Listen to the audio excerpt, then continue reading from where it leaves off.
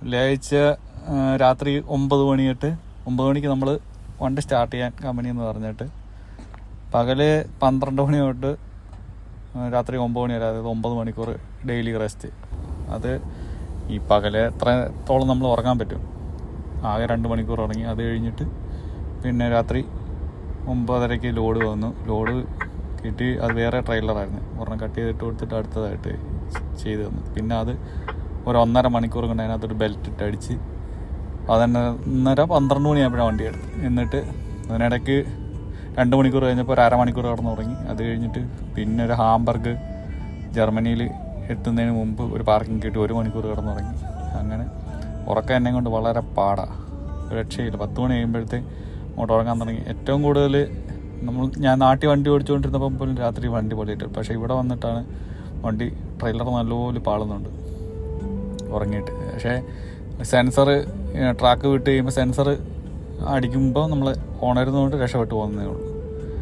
എന്നിട്ട് ഇന്നലെ രാവിലെ 9:30 ആയപ്പോഴാണ് നിർത്തിക്കഴിഞ്ഞപ്പോൾ ഡെസ്പാച്ചർ എൻ്റെ അടുത്ത് ചോദിച്ചു രാത്രി വീണ്ടും 8:45 എടുത്തിട്ട് ഒരു 12 മണി വരെ ഓടിക്കാൻ പറ്റുന്നത്. കാരണം ജർമ്മനിയിൽ ഞായറാഴ്ച വണ്ടി ഓടിക്കാൻ പറ്റത്തില്ല, ട്രക്ക് ബാനാണ്.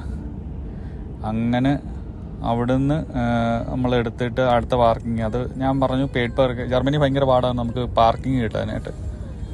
അതായത് ഒരു 3 മണി തൊട്ട് ട്രക്ക് പാർക്കിങ് കയറി തുടങ്ങി കഴിഞ്ഞാൽ ഒരു 4:30 ആയി കഴിഞ്ഞ് കഴിഞ്ഞാൽ പിന്നെ ഭയങ്കര ദുഷ്കരം. പിന്നെ അത് അന്നേരം പിന്നെ രാത്രിയിലത്തെ കേസ് പറയാൻ വേണ്ടല്ലോ.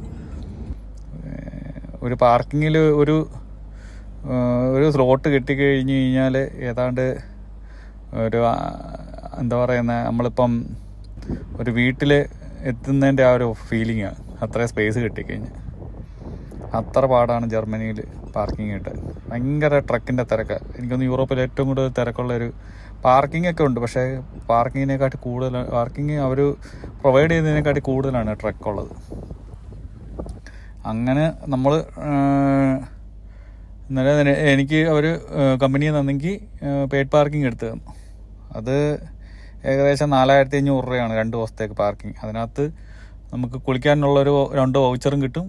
6 യൂറോയുടെ ഒരു 600 രൂപയുടെ അടുപ്പിച്ച് ഫുഡിനുള്ള 2 വൗച്ചറും കിട്ടും.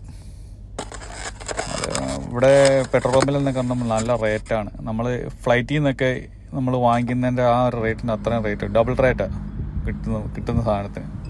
ഇപ്പോൾ ആൽക്കഹോളാണെങ്കിൽ തന്നെ നമുക്ക് ഒരു നോർമലി ഒരു സൂപ്പർ മാർക്കറ്റിൽ നിന്നോ അല്ലെങ്കിൽ കിട്ടുന്നതിനെക്കാട്ടി ഡബിൾ വിലയായിരിക്കും. ഇവിടെ പിന്നെ എല്ലായിടത്തും ആൽക്കഹോൾ കിട്ടും. സൂപ്പർ